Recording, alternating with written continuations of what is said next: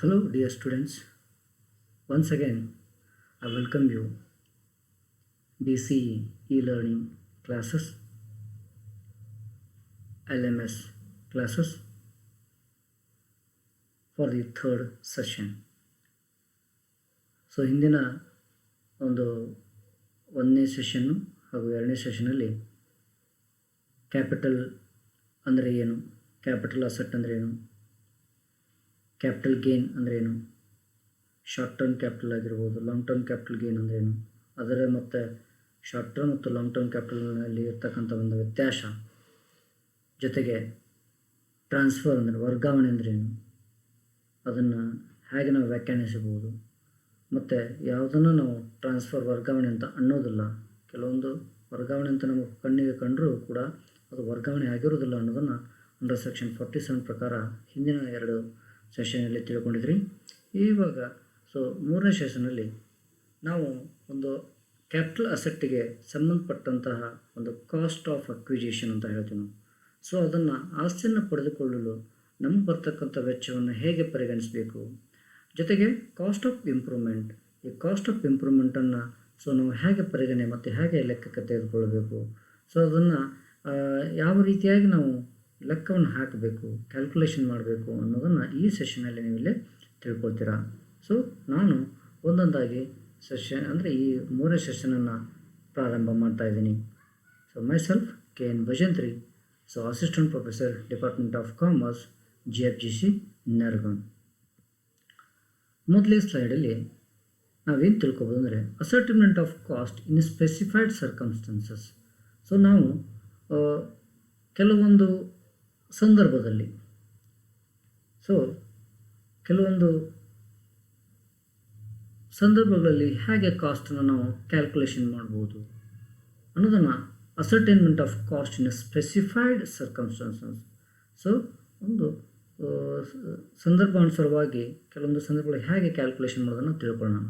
A person become the owner of the capital asset not only by purchase. ಯಾವುದೇ ಒಂದು ವ್ಯಕ್ತಿ ಆಸ್ತಿಯನ್ನು ಖರೀದಿ ಮಾಡಿದ ತಕ್ಷಣವೇ ಅಂದರೆ ಅವನು ಓನರ್ ಆಗಲ್ಲ. ಈ ಫಾರ್ ಎಕ್ಸಾಂಪಲ್, ನಾನೊಂದು ಮನೆಯನ್ನು ಖರೀದಿ ಮಾಡಿದ ತಕ್ಷಣ ನನ್ನದಾಗಲ್ಲ, ಅದು ನನ್ನದಂತ ಆಗಬೇಕಂದ್ರೆ ಆ ಮನೆಯನ್ನು ನೋಂದಣಿ ಮಾಡಬೇಕಾಗ್ತದೆ. ನೋಂದಣಿಗೆ ಆಗ್ತಕ್ಕಂಥ ವೆಚ್ಚ ಎಡಿಷ್ನಲ್ ಕಾಸ್ಟ್ ಆಗ್ತದೆ ನನಗೆ. ಕಾಸ್ಟ್ ಆಫ್ ಅಕ್ವಿಜಿಷನ್ ಅಂತ ಹೇಳ್ತೇನೆ. ಓಕೆ, ಅದನ್ನೇ ಇಲ್ಲಿ ವ್ಯಾಖ್ಯಾನಿಸೋದು. A person become the owner of the capital asset not only by purchase but also by several other methods. Okay, section 49 gives the guidelines as to how to compute the cost under different circumstances. ಬೇರೆ ಬೇರೆ ಬೇರೆ ಸಂದರ್ಭದಲ್ಲಿ ನಾವು ಯಾವುದೇ ಒಂದು ಆಸ್ತಿಯನ್ನು ಸ್ವಾಧೀನಪಡಿಸ್ಕೋಬೇಕಾದ್ರೆ ನಮಗೆ ತಗಲುವಂಥ ವೆಚ್ಚಗಳನ್ನು ಯಾವ ರೀತಿ ನಾವು ಕ್ಯಾಲ್ಕುಲೇಷನ್ ಮಾಡಬೇಕು ಅನ್ನೋದನ್ನು ಈ ಒಂದು ಡೆಫಿನಿಷನ್ ಡಿಫೈನ್ ಮಾಡ್ತದೆ. Cost to previous owner deemed as a cost of acquisition of assets. ಅಂದರೆ ಕಾಸ್ಟ್ ಟು ಪ್ರೀವಿಯಸ್ ಓನರ್ ಅಂದರೆ ನಮಗೆ ಏನಾದರೂ ಒಂದು ವಸ್ತುವನ್ನು ಯಾರಿಂದ ಪಡೆದುಕೊಳ್ತೀವಿ ಆ ಒಂದು ಮಾಲೀಕನಿಗೆ ಯಾವುದನ್ನು ನಾವು ಕಾಸ್ಟ್ ಆಫ್ ಅಕ್ವಿಜಿಷನ್ ಅಂದರೆ ಅದು cost of acquisition deemed as A cost of acquisition of asset ಅಂತ ಹೇಳ್ತೀವಿ. ಅದನ್ನು ಅವನಿಗೆ ತಗಲುವಂಥ ವೆಚ್ಚವನ್ನು ನಾವು ಕಾಸ್ಟ್ ಆಫ್ ಅಕ್ವಿಜಿಷನ್ ಅಂತೀವಿ. ಹಾಗಾದರೆ ಅವು ಯಾವುವು ಅನ್ನೋದನ್ನು ತಿಳ್ಕೊಳ್ಳೋಣ. ಕಾಸ್ಟ್ ಆಫ್ ಅಕ್ವಿಜಿಷನ್ ಅಂದರೆ ಮೊದಲು ತಿಳ್ಕೊಳ್ಳೋಣ. Cost of acquisition of an asset is the value for which it was acquired by the assessee. ಯಾವುದೇ ಒಂದು ವ್ಯಕ್ತಿ ಒಂದು ಆಸ್ತಿಯನ್ನು ಪಡೆದಾಗ ಅದಕ್ಕೆ ತಗಲುವಂಥ ವೆಚ್ಚವನ್ನು ನಾವು ಕಾಸ್ಟ್ ಆಫ್ ಅಕ್ವಿಜಿಷನ್ ಅಂತ ಹೇಳ್ತೀವಿ. It means the price paid for the purchase of an asset and expenses incurred on a purchase of asset and other expenses. ನಾನು ನಿಮಗೆ ಮತ್ತೆ ಹೇಳ್ತೀನಿ, it means the price paid for the purchase of an asset. ಯಾವುದೇ ಒಂದು ಆಸ್ತಿಯನ್ನು ನೀವು ಖರೀದಿ ಮಾಡಬೇಕಾದಾಗ ಅದಕ್ಕೆ ತಗಲುವಂತಹ ಎಕ್ಸ್ಪೆನ್ಸ್ ಅಂದರೆ ಖರ್ಚುಗಳು ಅಂತ ಹೇಳ್ತಾರೆ.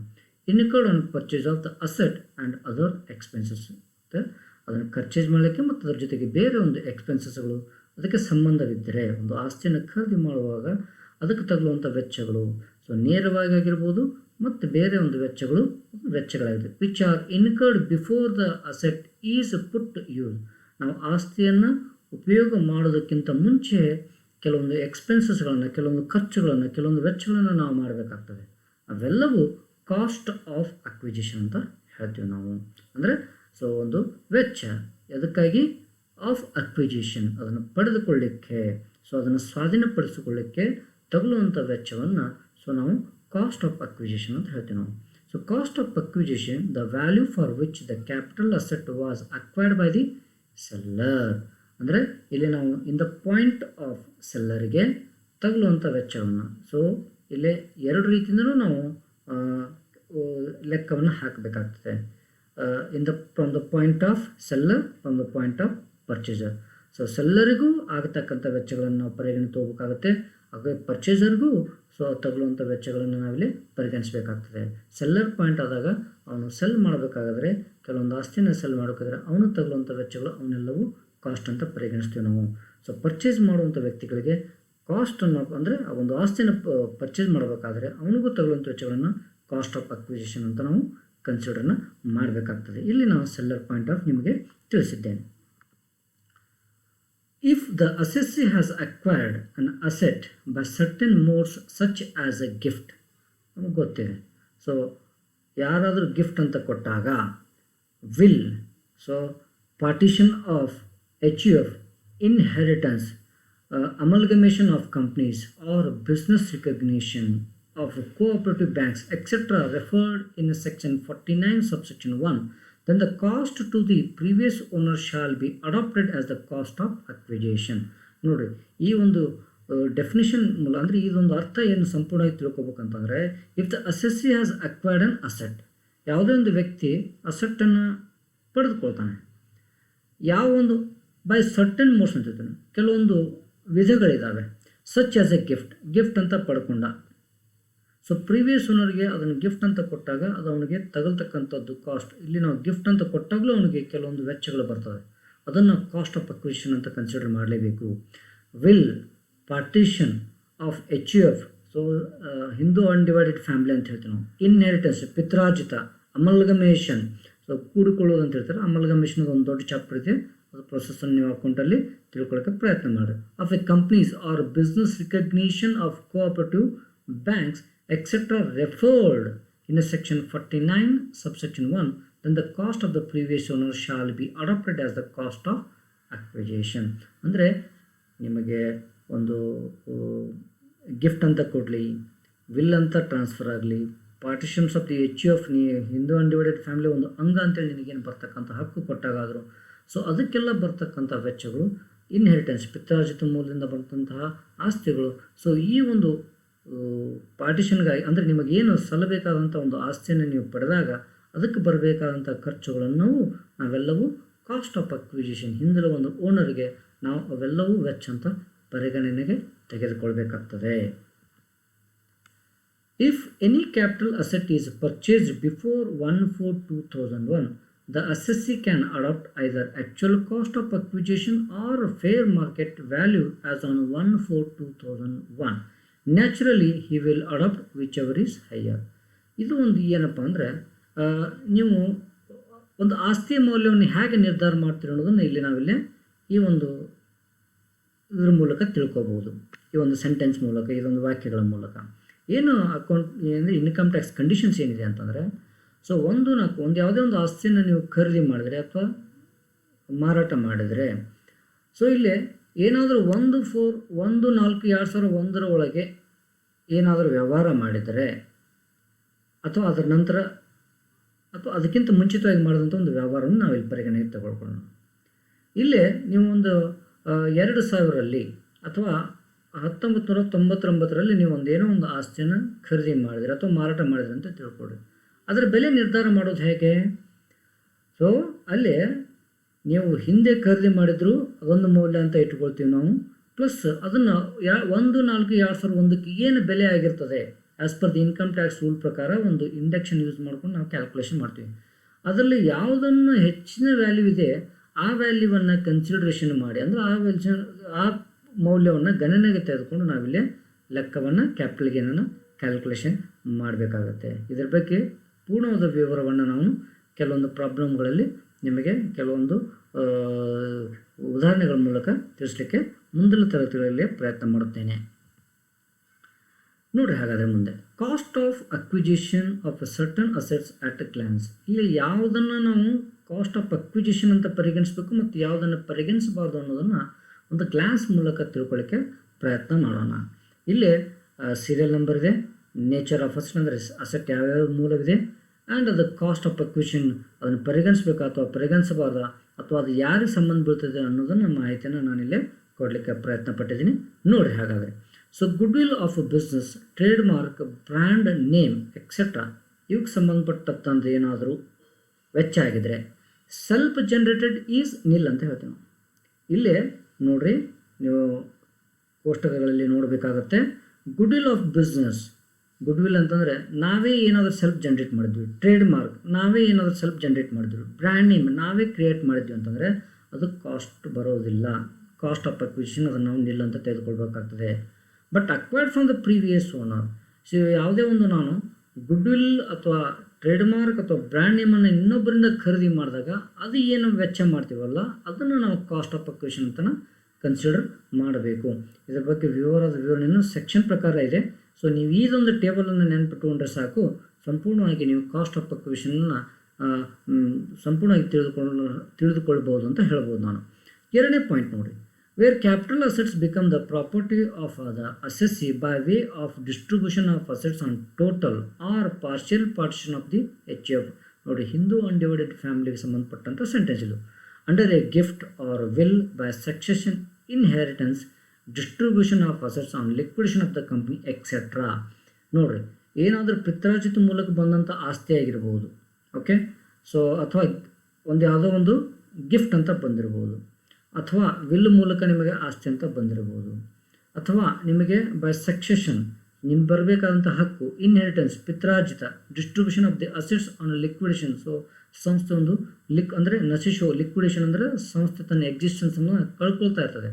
ಆ ಸಮಯದಲ್ಲಿ ನಿಮಗೆ ಬರಬೇಕಾದಂಥ ಒಂದು ಆಸ್ತಿ ಏನಾದರೂ ಬಂದಿದ್ದರೆ ಅದೆಲ್ಲವೂ ಸೊ ಕಾಸ್ಟ್ ಆಫ್ ಅಕ್ವಿಜಿಷನ್ ಯಾರಿಗೆ ಅಂತಂದರೆ ಬಯರಿಗಾಗಲ್ಲ ಇದು. ಸೊ ಪ್ರೀವಿಯಸ್ ಓನರ್ ಅಂತಂದರೆ ಅದ್ರ ಹಿಂದಿನ ಒಂದು ಮಾಲೀಕನ ಯಾರಾಗಿರ್ತಾರೆ ಆ ಆಸ್ತಿ ಹಿಂದಿನ ಮಾಲೀಕಿಗೂ ಟ್ರಾನ್ಸ್ಫರ್ ಮಾಡಲಿಕ್ಕೆ ನಿಮಗೆ ಟ್ರಾನ್ಸ್ಫರ್ ಮಾಡ್ತಾನೆ. ಬಟ್ ಟ್ರಾನ್ಸ್ಫರ್ ಪಡೆದಂಥ ವ್ಯಕ್ತಿಗೆ ಇದು ಕಾಸ್ಟ್ ಆಫ್ ಅಕ್ವಿಷನ್ ಆಗೋದಿಲ್ಲ. ಬಟ್ ಯಾವ ವ್ಯಕ್ತಿ ಟ್ರಾನ್ಸ್ಫರ್ ಮಾಡ್ತಾನೆ ಸೊ ಆ ವ್ಯಕ್ತಿಗೆ ಇದು ಕಾಸ್ಟ್ ಆಫ್ ಅಕ್ವಿಷನ್ ಆಗಿರ್ತದೆ. ಇನ್ನು ಮೂರನೇ ಅಂಶ ಬೋನಸ್ ಶೇರ್ಸನ್ನು ನೋಡೋಣ. If bonus shares are allotted before 1/4/2001 ಅದರಲ್ಲಿ ಫೇರ್ ಮಾರ್ಕೆಟ್ ವ್ಯಾಲ್ಯೂವನ್ನು ಕನ್ಸಿಡರ್ ಮಾಡ್ಕೊಂಡು ನಾವು ಕಾಸ್ಟ್ ಆಫ್ ಅಕ್ವಿಷನ್ ಅಂತ ಹೇಳ್ತೀವಿ ನಾವು. If the bonus shares are allotted on or after 2001 ಅದನ್ನು ನಾವು ಪರಿಗಣನೆ.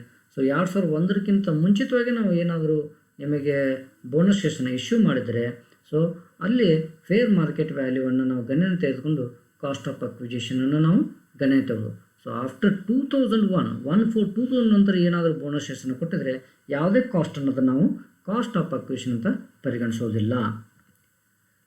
Right shares. So right shares ಅಂದರೆ ನಿಮ್ಮ ಹಕ್ಕಿನ ಶೇರುಗಳನ್ನು ನೀವು ಪಡೆದುಕೊಂಡಾಗ. Original shares which from basis of entitlement of right shares. ನೋಡಿರಿ, ಅದನ್ನು ಕಾಸ್ಟ್ ಆಫ್ ಪರಿಗಣಿಸಿದ amount actually paid for acquiring the original shares. So ನೀವು ಏನು ನಿಮ್ಮ ರೈಟ್ಸಲ್ಲಿ ಒರಿಜಿನಲ್ ಶೇರ್ಸನ್ನು ನೀವು ಪಡಿತಾ ಇದ್ದರೆ ಆ್ಯಕ್ಚುಲಿ ನೀವು ಆ ಒರಿಜಿನಲ್ ಶೇರ್ಸನ್ನು ಪಡೀಲಿಕ್ಕೆ ನೀವು ಮಾಡಿದಂಥ ವೆಚ್ಚವನ್ನು ನಾವು ಕಾಸ್ಟ್ ಆಫ್ ಅಕ್ವಿಷನ್ ಅಂತೇಳಿ ಪರಿಗಣಿಸ್ಬೋದು. Rights entitlement which is renounce by the assessee in favour of the ಪರ್ಸನನ್ನು ನಾವಿಲ್ಲಿ ಪರಿಗಣಿಸೋದಿಲ್ಲ.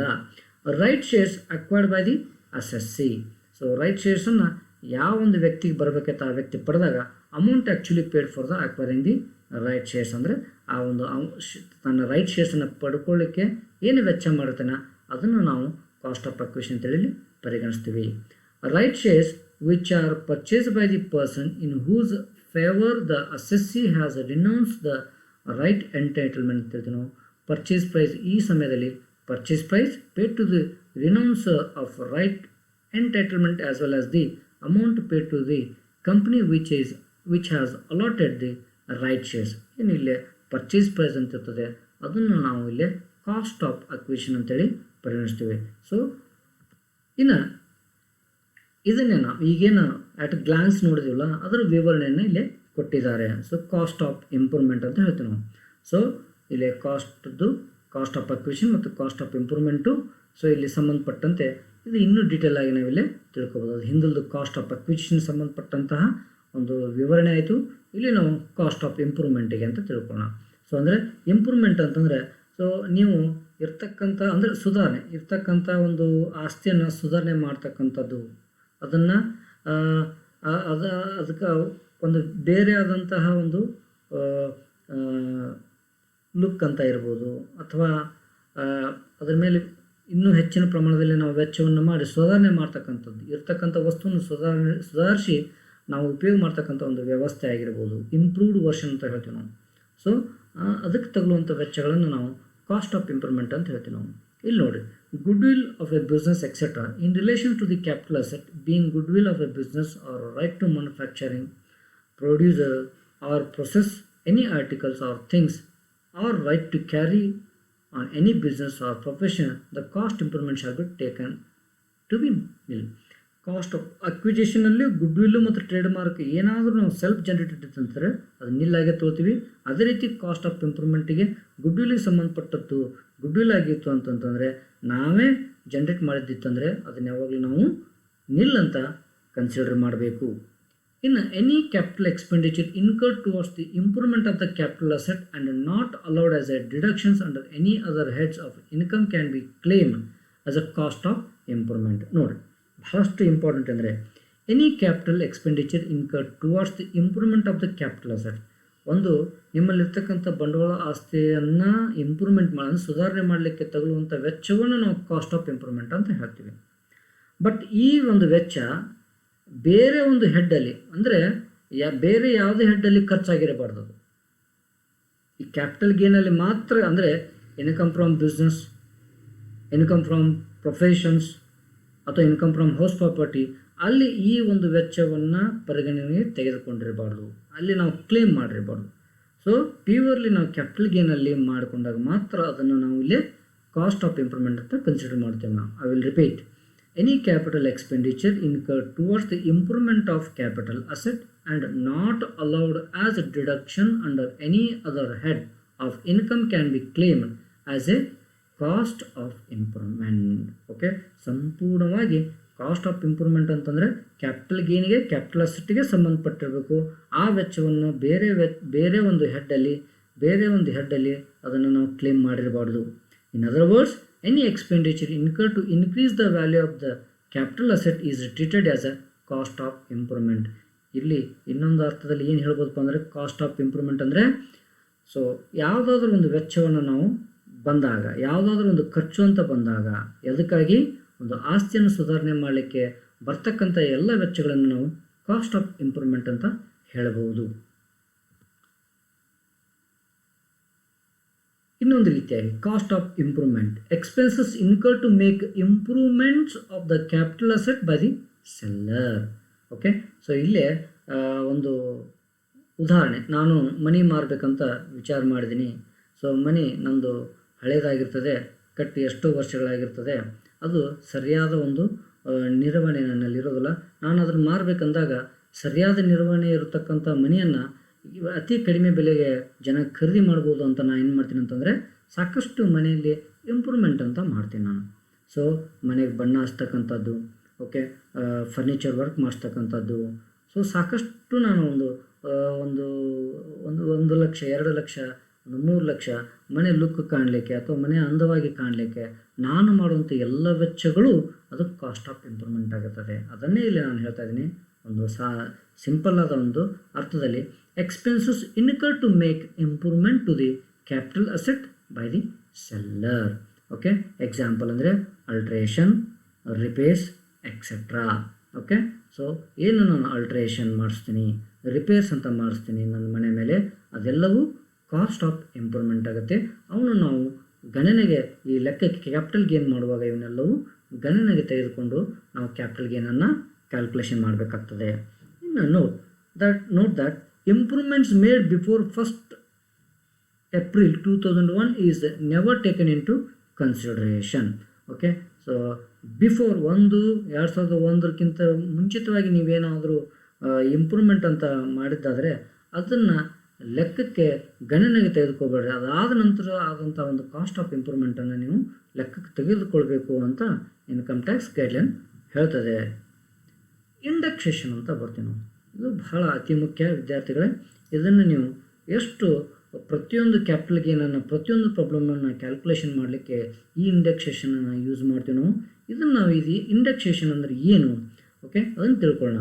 ಇನ್ case of computation of long term capital gain, the deduction can be claimed for the cost of acquisition and cost of improvement after the indexing them ಅಂತ ಹೇಳ್ತೇವೆ. The principle of the indexation has been introduce from the assessment 1993 and 94. ನೋಡಿರಿ, ಯಾವುದೇ ಒಂದು cost of acquisition ಅಂತ ಆಗಿರ್ಬೋದು, cost of improvement ಅಂತ ಆಗಿರ್ಬೋದು, ಇವನ್ನೆಲ್ಲವನ್ನೂ ನಾವು ಲೆಕ್ಕಕ್ಕೆ ತೊಗೋಬೇಕಂದ್ರೆ ಇವನ್ ಇನ್ಕ್ಲೂಡಿಂಗ್ ಏನೋ ಒಂದು ಡಿಡಕ್ಷನ್ಸ್ ನಾವು ಕ್ಲೇಮ್ ಮಾಡಬೇಕು ಅಂತ ಇಟ್ಕೊಡ್ರಿ. ಸೊ ನಾನು ಆ ಮನೆಗೆ ವೆಚ್ಚ ಮಾಡಿದ್ದೀನಿ, ಆ ಮನೆಗೆ ನಾನು ಇಂಪ್ರೂವ್ಮೆಂಟಿಗೆ ದುಡ್ಡನ್ನು ಹಾಕಿದ್ದೀನಿ, ಇವನ್ನೆಲ್ಲವೂ ಪರಿಗಣಿಸಬೇಕಾತಂದರೆ ನಾವು ಇಂಡೆಕ್ಸೇಷನನ್ನು ಗಣನೆಗೆ ತಗೊಳ್ಬೇಕಾಗ್ತದೆ. ಇದನ್ನು ಪರಿಗಣಿಸಿನೇ ನಾವು ಲೆಕ್ಕವನ್ನು ಮಾಡಿದಾಗ ನಮಗೆ ಬರ್ತಕ್ಕಂಥ ಒಂದು ಏನು ರಿಸಲ್ಟ್ ಆಗಿರ್ತೈತೆ ಅದು ಸರಿಯಾಗಿರ್ತೈತೆ. ಇದನ್ನು ನೀವು ಪರಿಗಣಿಸದೆ ನೀವು ಏನಾದರೂ ಇದು ಮಾಡಿದರೆ ಒಬ್ಬ ಅಸೆಸ್ಸಿಗೆ ಯಾವುದೇ ಒಂದು ವ್ಯಕ್ತಿಗಾಗಿರ್ಬೋದು, ಪರ್ಚೇಸರ್ ಆಗಿರ್ಬೋದು, ಸೆಲ್ಲರ್ ಆಗಿರ್ಬೋದು, ಅವನಿಗೆ ಹಾನಿ ಆಗ್ಬೋದು ಅಥವಾ ಇನ್ಕಮ್ ಟ್ಯಾಕ್ಸ್ ಡಿಪಾರ್ಟ್ಮೆಂಟ್ ಪರಿಗಣಿಸದೇ ಇರಬಹುದು. ಅದಕ್ಕೆ ಇದೊಂದು ಸೈಂಟಿಫಿಕ್ ವೈಜ್ಞಾನಿಕವಾದಂಥ ಒಂದು ಪದ್ಧತಿ. ನಾವು ಇಂಡೆಕ್ಸೇಷನನ್ನು ಯೂಸ್ ಮಾಡ್ತೀವಿ. ಯಾವುದೇ ಒಂದು ಮನೆಯನ್ನು ಮಾರೋದು ಅಂತ ಆಗಿರ್ಬೋದು, ಅದಕ್ಕೆ ತಗಲುವಂಥ ವೆಚ್ಚ ಅಂತ ಆಗಿರ್ಬೋದು, ಯಾವುದೇ ಮನೆಯನ್ನು ಖರೀದಿ ಅಂತ ಆಗಿರ್ಬೋದು, ಅದಕ್ಕೆ ತಗಲುವಂಥ ವೆಚ್ಚವನ್ನಾಗಿರ್ಬೋದು, ನಾವು ಪರಿಗಣಕ್ಕೆ ತೆಗೆದುಕೊಳ್ಬೇಕಾದ್ರೆ ಈ ಇಂಡೆಕ್ಸೇಷನನ್ನು ನಾವು ತಿಳ್ಕೊಳ್ಳೇಬೇಕು. ಇಂಡೆಕ್ಸೇಷನನ್ನು ಯೂಸ್ ಮಾಡಿಕೊಂಡು ನಾವು ಲೆಕ್ಕವನ್ನು ಸಂಪೂರ್ಣಗೊಳಿಸಬೇಕಾಗ್ತದೆ. Indexed cost of acquisition. It means the amount which bear to the cost of acquisition the same proportion as a cost inflation index for the year in which the asset is transferred bear to the cost inflation index for the year in which it's purchased or 2001, 2002, whichever is later. ನೋಡ್ರಿ, cost of acquisition ಅಂದರೆ ನೀವು ಯಾವ ವರ್ಷದಲ್ಲಿ ನೀವು ಆ ಒಂದು ಆಸ್ತಿಯನ್ನು ತೆಗೆದುಕೊಳ್ಳಿಕ್ಕೆ ನೀವು ಕಾಸ್ಟನ್ನು ಬೇರ್ ಮಾಡಿದಿರಿ, ಅಂದರೆ ಒಂದು ಆಸ್ತಿಯನ್ನು ತೆಗೆದುಕೊಳ್ಳಿಕ್ಕೆ ಏನು ನೀವು ವೆಚ್ಚವನ್ನು ಮಾಡಿದಿರಿ ಅದು ಇಂಡೆಕ್ಸ್ಡ್ ಯೂಸ್ ಮಾಡಬೇಕಂದ್ರೆ ಆ ಒಂದು ವರ್ಷವನ್ನು ಪರಿಗಣಿಸಲೇಬೇಕಾಗ್ತದೆ ನಾವು. So it means an amount which bear to the cost of acquisition the same proportion as the cost of inflation index for the year in which the asset is transferred. ಯಾವ ವರ್ಷದಲ್ಲಿ ಅಸೆಟನ್ನು transfer ಮಾಡಿದ್ರಿ, ಯಾವ ವರ್ಷದಲ್ಲಿ ನೀವು ಕಾಸ್ಟನ್ನು acquisition ಮಾಡಲಿಕ್ಕೆ ಕಾಸ್ಟನ್ನು ಬೇರ್ ಮಾಡಿದ್ರಿ, ಅದನ್ನು ಪರಿಗಣನೆ ತಗೋಬೇಕಂದ್ರೆ ಕಾಸ್ಟ್ ಆಫ್ ಇನ್ಫ್ಲೇಷನ್ ಇಂಡೆಕ್ಷನ್ ಅದೇ ವರ್ಷದ ಇಂಡೆಕ್ಷನ್ನು ಯೂಸ್ ಮಾಡಿಕೊಂಡು ನಾವು ಪರ್ಚೇಸ್ ಮಾಡಿದಂಥ ವರ್ಷವನ್ನು ನಾವು ಪರಿಗಣನೆ ತೆಗೆದುಕೊಂಡು ಲೆಕ್ಕವನ್ನು ಮಾಡಬೇಕಾಗ್ತದೆ. ಇಲ್ಲಿದೆ ನಿಮಗೆ ಅದರದೊಂದು ಫಾರ್ಮ್ಯಾಟನ್ನು ನೋಡಿ. ಇಲ್ಲೇ cost of acquisition or fair market value. So ಇಲ್ಲೇ ಎರಡನ್ನೂ ನಾವು ತೊಗೊಳ್ತೀವಿ. ಯಾವ ವರ್ಷದಲ್ಲಿ ನೀವು ಆಸ್ತಿಯನ್ನು ಖರೀದಿ ಮಾಡಿದ್ರಿ that is the cost of acquisition, ಅಂದರೆ ಆಸ್ತಿಯನ್ನು ತೆಗೆದುಕೊಂಡ್ರಿ. ಫೇರ್ ಮಾರ್ಕೆಟ್ ವ್ಯಾಲ್ಯೂ, ಇವು ಎರಡನ್ನೂ ನಾವು ತೊಗೊಳ್ತೀವಿ. 2001ಕ್ಕಿಂತ ಮುಂಚಿತವಾಗಿ ಖರೀದಿ ಮಾಡಿದರೆ ಅದರ ಒಂದು ವ್ಯಾಲ್ಯೂ ಮತ್ತು ಈಗ 2001-4ಕ್ಕೆ 1-4-2001ಕ್ಕೆ ಏನದರ ಒಂದು ಮೌಲ್ಯ ಇದೆ ಅದರಲ್ಲಿ ಯಾವುದು ಜಾಸ್ತಿ ಇದೆ ಆ ವ್ಯಾಲ್ಯೂವನ್ನು ನಾವು ತೆಗೆದುಕೊಂಡು ಲೆಕ್ಕವನ್ನು ಪ್ರಾರಂಭಿಸ್ತೀವಿ. ಅದರಲ್ಲಿ less advance received and forfeited, ಏನಾದರೂ ಅಡ್ವಾನ್ಸ್ ತೆಗೆದುಕೊಂಡು ಅದು ನಮ್ಮಲ್ಲೇ ಉಳಿದಿದ್ರೆ ಅದನ್ನು ನಾವು ಮೈನಸ್ ಮಾಡ್ತಕ್ಕಂಥ ಕೆಲಸಗಳನ್ನು ಮಾಡ್ತೀವಿ. ಜೊತೆಗೆ ಇವನ್ನೆಲ್ಲವೂ ಮೈನಸ್ ಮಾಡಿ ಬಂದಂಥ ಒಂದು ವ್ಯಾಲ್ಯೂಗೆ ಅಡ್ಜಸ್ಟೆಡ್ ಕಾಸ್ಟ್ ಆಫ್ ಅಕ್ವಿಜಿಷನ್ ಅಂತ ಹೇಳ್ತೀವಿ ನಾವು. ಈ ಒಂದು ಅಡ್ಜಸ್ಟೆಡ್ ಕಾಸ್ಟ್ ಅಕ್ವಿಜಿಷನಲ್ಲಿ ನಾವು ಈಗಿದೆ ನೋಡಿರಿ ಇಂಡೆಕ್ಸ್ಡ್ ಕಾಸ್ಟ್ ಆಫ್ ಅಕ್ವಿಜಿಷನನ್ನು ಈ ರೀತಿಯಾಗಿ ನಾವು ಕ್ಯಾಲ್ಕುಲೇಷನ್ ಮಾಡ್ತೀವಿ ನಾವು. ಇಲ್ಲೇ ಇಂಡೆಕ್ಸ್ಡ್ ಕಾಸ್ಟ್ ಆಫ್ ಅಕ್ವಿಜಿಷನನ್ನು ಯಾವ ರೀತಿಯಪ್ಪ ಅಂತಂದರೆ ಅಡ್ಜಸ್ಟೆಡ್ ಕಾಸ್ಟ್, ಅಂದರೆ ಮೇಲಿರ್ತಕ್ಕಂಥ ಒಂದು ಅಡ್ಜಸ್ಟೆಡ್ ಕಾಸ್ಟ್ ಅದಕ್ಕೆ ಇಂಟು ಇಲ್ಲಿ ಏನಪ್ಪ ಅಂದರೆ cost inflation index of the transfer year ಮತ್ತು ಕಾಸ್ಟ್ CI ಅಂದರೆ ಕಾಸ್ಟ್ ಇನ್ಫ್ಲೇಷನ್ ಇಂಡೆಕ್ಷನ್ ಅಂತ ಹೇಳ್ತೀವಿ ನಾವು. ಓಕೆ, ಅದಕ್ಕೆ ಅಡ್ಜಸ್ಟೆಡ್ ಕಾಸ್ಟ್ ಆಫ್ ದ ಅಕ್ವಿಜಿಷನ್ಗೆ into cost of inflation index of the ಯಾವ ವರ್ಷ ಟ್ರಾನ್ಸ್ಫರ್ ಇಯರ್ ಅಂತ ಹೇಳ್ತೀನಿ, ಯಾವ ವರ್ಷ ಟ್ರಾನ್ಸ್ಫರ್ ಆಗಿದೆ ಅದು divided by cost of inflation index of the purchase year or 2001 whichever is later, ಅದನ್ನು ನಾವು ಕನ್ಸಿಡರ್ ಮಾಡಿಕೊಂಡು ಇಲ್ಲೇ ಕೆಲಸವನ್ನು ಅಂದರೆ ಪ್ರಾಬ್ಲಮನ್ನು ಸಾಲ್ವ್ ಮಾಡ್ತೀವಿ ನಾವು. ಇಲ್ಲೇ ನಿಮಗೆ ಇದೊಂದು ಚಾರ್ಟ್ ನೋಡಿದಾಗ ಸ್ವಲ್ಪ ಮಟ್ಟದಲ್ಲಿ ನಿಮಗೆ ಅರ್ಥ ಆಗ್ತದೆ. ನಾವು ಪ್ರಾಬ್ಲಮನ್ನು ಸಾಲ್ವ್ ಮಾಡಿದಾಗ ಸಂಪೂರ್ಣವಾಗಿ ನಿಮಗೆ ಈ format plus cost of acquisition ಯಾವ ರೀತಿ ನಾವು ಕ್ಯಾಲ್ಕುಲೇಷನ್ ಮಾಡ್ತೀವಿ ಅನ್ನೋದನ್ನು ತಿಳಿದುಕೊಳ್ಬೋದು. ಇಂಡೆಕ್ಸ್ಡ್ ಕಾಸ್ಟ್ ಆಫ್ ಇಂಪ್ರೂವ್ಮೆಂಟ್ ಅದು ಅದೇ ರೀತಿ, ಅದು ಕಾಸ್ಟ್ ಆಫ್ ಅಕ್ವಿಜಿಷನ್ ನಾವು ಲೆಕ್ಕಕ್ಕೆ ತೆಗೆದುಕೊಂಡ್ವಿ. ಎಲ್ಲೇ ಕಾಸ್ಟ್ ಆಫ್ ಇಂಪ್ರೂವ್ಮೆಂಟ್ ಎರಡೂ ಅರ್ಥವು ಸೇಮ್ ಆಗಿದೆ. Indexed cost of improvement means an amount which bears to the cost of improvement the same proportion as the cost of inflation index for the year. Okay, so inflation index ನಿಮಗೆ ಹೇಗಿರ್ತವೆ ಅನ್ನೋದನ್ನು ತೋರಿಸ್ತೀನಿ. ಅದು ಪ್ರತಿ ವರ್ಷ income tax department ಒಂದು index number ಕೊಡ್ತದೆ, ಅದನ್ನು ನಾವು ತೆಗೆದುಕೊಂಡು ಸೊ ಕಾಸ್ಟ್ ಆಫ್ ಇಂಪ್ರೂವ್ಮೆಂಟ್ ನಿಜವಾದ ವೆಚ್ಚ ಎಷ್ಟಾಗಿದೆ ಅನ್ನೋದನ್ನು ಲೆಕ್ಕಕ್ಕೆ ತೆಗೆದುಕೊಂಡು ನಾವೇನು ಮಾಡ್ತೀವಿ ಅಂತಂದರೆ ಸೊ ಕಾಸ್ಟ್ ಆಫ್ ಇಂಡೆಕ್ಷನ್ ಮತ್ತು ಕಾಸ್ಟ್ ಆಫ್ ಇಂಪ್ರೂವ್ಮೆಂಟನ್ನು ಸೊ ಅದರಲ್ಲಿ ಮೈನಸ್ ಮಾಡ್ತಕ್ಕಂಥ ಕೆಲಸಗಳನ್ನು ಮಾಡ್ತೀವಿ. ಸೊ ನೋಡಿ, ಹಾಗಾದರೆ the index cost improvement means amount which bears the cost of improvement the same proportion as the cost of inflation index for the year in which the asset is transferred bears to the cost of inflation index for the improvement year. ಅದಕ್ಕೆ ಸಂಬಂಧಪಟ್ಟಂಥ ಒಂದು formula ಈ ರೀತಿಯಾಗಿದೆ. Index cost of improvement, the cost of improvement is equal to ಅಥವಾ cost of improvement into cost of inflation index of transfer year divided by cost of inflation index of the improvement year. ಯಾವ ವರ್ಷ improvement ಮಾಡಿದ್ರೆ ಆ ಇಯರನ್ನು ನಾವಿಲ್ಲಿ ಗಣನೆ ತೆಗೆದುಕೊಳ್ಬೇಕಾಗ್ತದೆ. So ಈಗ ನಾವು ಅತಿ ಮುಖ್ಯವಾಗಿ ತಿಳ್ಕೊಬೇಕಾದಂಥ ಒಂದು ಇಂಡೆಕ್ಸ್ ನೋಡಿರಿ. ಇಲ್ಲೇ ಪ್ರತಿ ವರ್ಷ ಈಗ ನಮಗೆ ಆ್ಯಕ್ಚುಲಿ ನಾವು ಹಿಂದೆ ಕಲ್ತಂಥದ್ದೇ 1981ರಿಂದ ನಮಗೆ ಕಾಸ್ಟ್ ಆಫ್ ಇನ್ಫ್ಲೇಷನ್ ಇಂಡೆಕ್ಸ್ ಸಿಗ್ತಾಯಿತ್ತು. ಈಗ ಅದು 2017ರಲ್ಲಿ ಬದಲಾಗಿದೆ. 2001ರಿಂದ ಪ್ರಾರಂಭವಾಗಿ ಈಗ 2020-21ರವರೆಗಿದೆ. 2001 2002 ನೀವು ನೆನಪಿಟ್ಕೋಬೇಕು ಅಥವಾ ಈ ಚಾರ್ಟನ್ನು ಬರೆದಿಟ್ಕೊಳ್ಳಿಕ್ಕೆ ಪ್ರಯತ್ನ ಮಾಡಬೇಕು. ಈ ಕಾಸ್ಟ್ ಆಫ್ ಇನ್ಫ್ಲೇಷನ್ ಇಂಡೆಕ್ಸ್ ಏನಿದೆಯಲ್ಲ 100, 105, 109, 113 ಏನಿದೆಯಲ್ಲ, ಇವನ್ನು ನಾವು ಮೇಲೆ ಹೇಳಿದಂಥ ಫಾರ್ಮುಲಾಗೆ ಯೂಸ್ ಮಾಡಿಕೊಂಡು ನಿಜವಾದ ಕಾಸ್ಟ್ ಏನಾಯಿತು ಅಂದರೆ ಇಂಪ್ರೂವ್ಮೆಂಟಿಗಾಗಿರ್ಬೋದು, ಅಕ್ವಿಜಿಷನ್ಗಾಗಿರ್ಬೋದು, ಎಷ್ಟು ವೆಚ್ಚ, ನಿಜವಾದ ವೆಚ್ಚ ಎಷ್ಟು ಅನ್ನೋದನ್ನು ಪರಿಗಣಿಸಿ ನಾವು ಪ್ರಾಬ್ಲಮನ್ನು ಸಾಲ್ವ್ ಮಾಡಬೇಕಾಗ್ತದೆ. ಸೊ ಇಲ್ಲಿ ನಿಮಗೆ 2001ರಿಂದ ಹಿಡಿದು 2001-2ರಿಂದ ಹಿಡಿದು 2020-21ರವರೆಗೆ ನಿಮಗೆ ಇನ್ಫ್ಲೇಷನ್ ಇಂಡೆಕ್ಸ್ ಕೊಟ್ಟಿದ್ದೀವಿ. ಅದನ್ನು ಸ್ವಲ್ಪ ನೋಡಿಕೊಳ್ಳ್ರಿ ವಿದ್ಯಾರ್ಥಿಗಳೇ. ಇನ್ನು ಹಾಗಾದರೆ ಕೆಲವೊಂದನ್ನು ಇಲ್ಲಿ ನಾವು ನೋ ಬೆನಿಫಿಟ್ಸ್ ಆಫ್ ಇಂಡೆಕ್ಷನ್ ಅಂತ ಹೇಳ್ತೀವಿ. ನಾವು ಇಂಡೆಕ್ಸೇಷನನ್ನು ಪರಿಗಣನೆ ತೆಗೆದುಕೊಳ್ಳೋದಿಲ್ಲ. ಅದಿದ್ದರೂ ಕೂಡ ಕೆಲವೊಂದು ಟ್ರಾನ್ಸಾಕ್ಷನ್ಗಳಿಗೆ, ಕ್ಯಾಪಿಟಲ್ ಅಸೆಟ್ಗಳಿಗೆ ಅದು ಉಪಯೋಗ ಆಗೋದಿಲ್ಲ ಅಂತ ಹೇಳ್ಬೋದು. ನಾವು ಬೆನಿಫಿಟ್ ತೆಗೆದುಕೊಳ್ಳಿಕ್ಕೆ ಆಗೋದಿಲ್ಲ ಅಂತ ಹೇಳ್ಬೋದು. In the following cases the benefit of indexation is not available even if long term capital asset is transferred. ಯಾವುದೇ ಒಂದು ಕ್ಯಾಪಿಟಲ್ ಅಸೆಟ್ ಟ್ರಾನ್ಸ್ಫರ್ ಅಂತ ಆಗಿದ್ರೂ ಕೂಡ ಸೊ ನಾವಿಲ್ಲೇ in the following cases the benefit of indexation is not available even if long term capital asset is transferred. ಇಲ್ಲಿ long term capital ಅಸೆಟನ್ನು ನೀವು transfer ಮಾಡಿದ್ರೂ ಕೂಡ ಸೊ ಈ ಒಂದು ಅಸೆಟ್ಗಳ ಮೇಲೆ ಇಂಡೆಕ್ಸೇಷನ್ ಯೂಸ್ ಆಗೋದಿಲ್ಲ ಅಂತ ಹೇಳ್ಬೋದು ನಾವು. ಅದ್ರಲ್ಲಿ number 1 bonds or debentures. So ಇದನ್ನು ಯಾವುದೇ ಒಂದು ಪರ್ಸನ್ಗಾಗಿರ್ಬೋದು, ಪರ್ಚೇಸರ್ ಆಗಿರ್ಬೋದು, ಸೆಲ್ಲರ್ ಆಗಿರ್ಬೋದು. ಸೊ ಗೌರ್ಮೆಂಟ್ ಬಾಂಡ್ಸನ್ನು ಏನಾದರೂ ಪರ್ಚೇಸ್ ಮಾಡಿದರೆ ಯಾವುದೇ ಇಂಡೆಕ್ಷನ್ ಯೂಸ್ ಮಾಡೋದಿಲ್ಲ. Depreciation of assets other than the asset used by the power generating unit eligible for depreciation on straight line basis. So ಯಾವುದೇ ಒಂದು ಪರ್ಸನ್ ಆಗಿರ್ಬೋದು ಅದು ಬೆನಿಫಿಟ್ ಆಗೋದಿಲ್ಲ ಅಂತ ಹೇಳ್ಬೋದು ನಾವು. ಶೇರ್ಸ್ ಆ್ಯಂಡ್ ಡಿಬೆಂಚರ್ ಆಗಿರ್ಬೋದು, ರೆಸಿಡೆಂಟಿಗೆ, ನಾನ್ ರೆಸಿಡೆಂಟಿಗೆ ಇದು ಅಸೆಟ್ಟಾಗಿ ಅಂದರೆ ನಾನ್ ರೆಸಿಡೆಂಟ್ಗೆ ಇದು ಬೆನಿಫಿಟ್ ಆಗೋದಿಲ್ಲ ಅಂತ ಹೇಳ್ಬೋದು ನಾವು. ಯೂನಿಟ್ಸ್ ಪರ್ಚೇಸ್ ಇನ್ foreign currency, global depository receipts purchase ಇನ್ foreign currency, security covered under section 115 AD ಅಂತ ಹೇಳ್ಬೋದು. ಸೊ ಇದಿಷ್ಟನ್ನು ತಿಳ್ಕೊಂಡ್ರೆ ಸಾಕು. ಇಲ್ಲೇ ನಿಮಗೆ ನಾನು ಅಂದ್ಕೊಳ್ತೀನಿ ಇಲ್ಲೇ ಸಂಪೂರ್ಣವಾಗಿ ನೀವು ಕಾಸ್ಟ್ ಆಫ್ ಅಕ್ವಿಜಿಷನ್ ಮತ್ತು ಕಾಸ್ಟ್ ಆಫ್ ಇಂಪ್ರೂವ್ಮೆಂಟನ್ನು ತಿಳಿದುಕೊಂಡಿರಿ ಅಂತ ಹೇಳ್ತೀನಿ. ಸೊ ಮುಂದಿನ ಒಂದು ತರಗತಿಯಲ್ಲಿ ಇದಕ್ಕೆ ಸಂಬಂಧಪಟ್ಟಂತಹ ಲೆಕ್ಕಗಳನ್ನು ಮಾಡೋದ್ರ ಮೂಲಕ ನಿಮಗೆ ಸಂಪೂರ್ಣವಾಗಿ ಆ ಒಂದು ಕಾಸ್ಟ್ ಆಫ್ ಇಂಪ್ರೂವ್ಮೆಂಟನ್ನು ಹೇಗೆ ಕನ್ಸಿಡರ್ ಮಾಡ್ತೀವಿ ನಾವು ಇನ್ಕಮ್ ಟ್ಯಾಕ್ಸಲ್ಲಿ ಮತ್ತು ಕ್ಯಾಪಿಟಲ್ ಗೇನಲ್ಲಿ ಕ್ಯಾಲ್ಕುಲೇಷನಲ್ಲಿ ಅಂತ ಅನ್ನೋದನ್ನು ತಿಳಿದುಕೊಳ್ಳೋಣ. ಧನ್ಯವಾದಗಳು ವಿದ್ಯಾರ್ಥಿಗಳೇ.